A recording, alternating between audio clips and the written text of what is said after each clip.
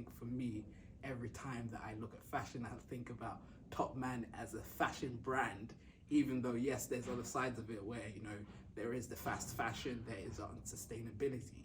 But when I think about the feeling of what that shop and that brand gave to me, it gave me the confidence to actually explore what fashion meant to me. So I really miss Topshop, I miss Top Man, but it was a good period, and I think that's where fashion is always evolving, that you do have brands which will feel like they will be there for a lifetime, but things change, times change, and I think that's what the beauty of what you get when you think about fashion and when you actually embed it to be part of your identity without actually just looking at it as just something very minuscule.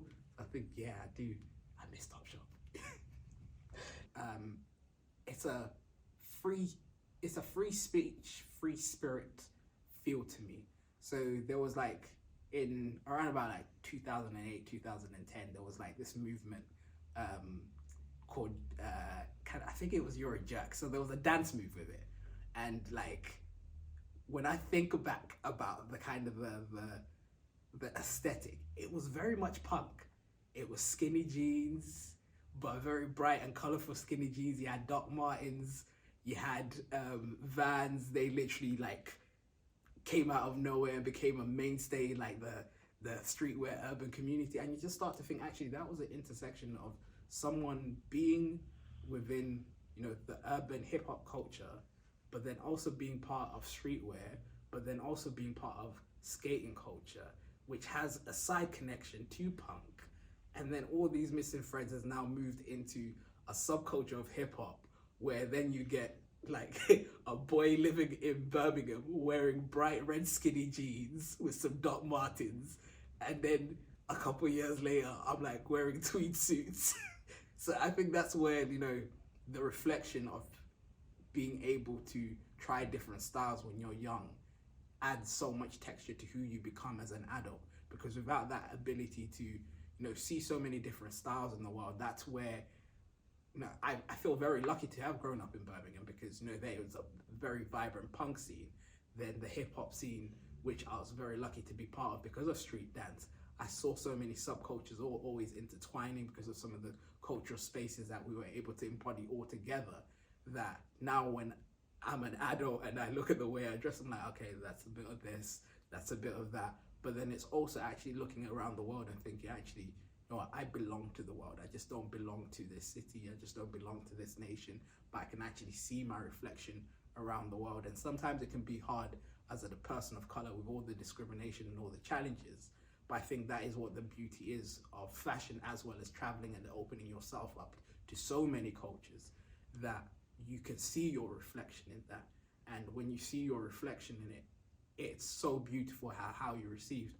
Remember a few years ago, I went to Saudi Arabia and I had a preconceived notion of what the people of Saudi Arabia would be, what the fashion would be like. I, changed a little bit of the way I dressed. But the moment I got there, I still, was respectful of the culture. But then I started to see intersections of who I was. And I was like, actually, that's a reflection of who I am. And then because of how I dress, it invited people to be like, yo, do you want to try our traditional dress? And I'm like, yeah, I'd love to try your traditional dress. I'd love to feel part of your culture. And I think sometimes when we do look at fashion, we miss that missing link. That culture is so much embedded of it. I'm from Malawi, which is a Southern African country. We have roots in Bantu culture, which is from the central region, but then we also have Zulu culture. Zulu culture is very distinctive, and how they dress is very, very distinctive. I say my traditional wear is never actually, some people's traditional wear is for like weddings and like ceremonies. I would say, like, if I was to go on my Zulu side of my Zulu tradition, my clothes is for war. It's literally like hides, spears, shields, and it's beautiful when you see just like a whole community dressed like that. And you see other African communities, you see other indigenous communities, but we don't see that as fashion. We don't see the delicateness of how they've put things together, and now being such a, not just a participant of fashion, but actually looking at it deeply, that it's actually weaving in society. but we don't look at it as that because we see it as something which is inaccessible to who we are, to our everyday. So it's very much wider than that. I think overall, when you think about the time and the period that we're living in, I think the darker the times, the stronger the artist expression is.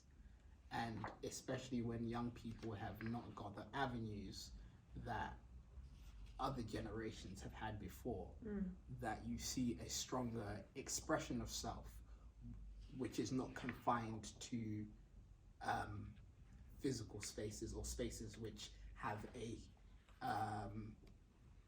history which needs to be protected. That which was constructed before has now gone away. We're all living new realities. We have different definitions, but we can live authentically to who we were because we want to find joy. Because everything that which was what we knew, which brought us joy, actually was not bringing us joy. It was bringing us a program which we're able to go through. Yeah. But now that we have this ability to now actually say to ourselves, what really makes me happy? Yeah. Can I do different things which allow me to be myself? Can I dress in a way where I can say who I am without ever saying a single word to any single person? And I love that for the fact for myself that I think in this period, I've never had so many compliments without trying to be out there with my personality, talking to people. I'm just being in this world. And I think that is what's so beautiful about fashion, that when you find who you are within it and you amplify that, and you always will care what people do think, but it's actually that feeling that you have inside. For me, some of the clothes which I wear is questionable for other people, but I just know that the joy that I'm feeling within me is transformative, and that every day, if someone gives me a compliment, that is literally all I needed to know that I've been seen in the world, that I'm doing something right in the world, and that, I belong. Yeah. So that's amazing. That is amazing. This period of time. I love that. So, oh my gosh. Yeah, no, it's been a great year. Like, I love what fashion is. I love just even our chance meeting. I think that was really one of the greatest things of this year. Me too, because you came in and it was like, we were like, yeah. Because you just, because there's a thing, like a shared language, like, and it has to do with color and this playfulness, creativity, but it was immediately like, hi. Yeah. And, how cool. And then to have discussions on that level about, about work around young people and work around like community, and kind of how you take this kind of work and talk about, empowering people and, doing it through like joyful, playful ways. It's just kind of, it's just the best. No, I think what was just even edifying for me in that space and that time was I still had fear of my creativity, of like, I don't know what I'm doing. Is this gaining traction with anyone? Can I connect with anyone? And just to see something which I was like, oh, this is an amazing studio. It's right there. I can make content there, but I'm not too sure. And just your openness. And I think that's what, like, my whole ethos of kind of my page and what I try to do in fashion, it's called Repeat Outfit Offender. But it's just that sustainability of that. You can wear whatever you want to wear and just keep on repeating it because someone will like it. But then also that just be daring. Be daring to be yourself. Be daring to talk to other people, because it still is the scariest one. And I think as an adult, it's even more scarier now, because you know what rejection is from a young age. So now you're like, I don't want to talk to anyone.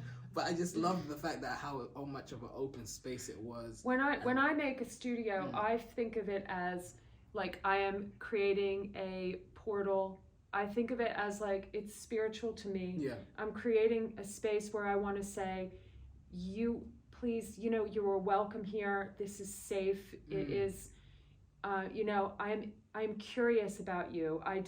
And I really like try and create it in that way where it's kind of like, it feels like, a spell in a way. Like I just really want that to be, you know, I'm hosting somebody's kind of spirit. Mm. So I take it, and being photograph, like taking photographs, I really think like I just cannot, the honor for somebody Wow. to connect with me in that way.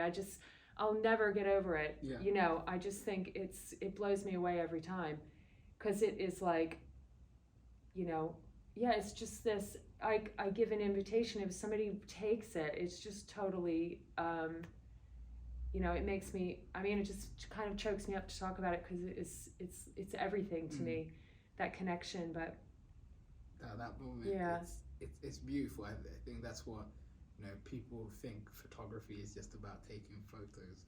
It is so layered, and what you do inside a town and just all the other work you do is that you give not just only a voice to young people, but you give them that capability to actually be in the world and have something which they can hold. And I think sometimes in these digital spaces, yes, they may be there forever, but to have something which is tangible, and I think that's where young people are always missing out. And even for myself, like, I know that's the thing about the clothes and feeling them and being in the spaces and having those conversations, and you know, that's that as well, that kind of tangible physical world, and that relationship with people in that physical world is it's special, isn't it? It's a special bond, and it actually entwines people. It gives people opportunities to have conversations. I think clothes are universal. Everyone in every period of history has worn some item of clothing. Yeah. And those stories are amplified now because of just our ability to, you know, access vintage clothes, to sustainable clothes, just clothes just from any period of time. And I think just being able to touch that is special. And that's what's missing now, that the high street is dying out. But at the end of the day, when something dies, something beautiful does arise. And that is, the endings are beginnings. Yeah. So I'm excited for this new period of where, as we said before, you know, there is more accessibility to these creative spaces, and through that accessibility, will actually bring new births of new different things and new ways of working. I love it. Let's go. So yeah. All right. Cool. Amazing.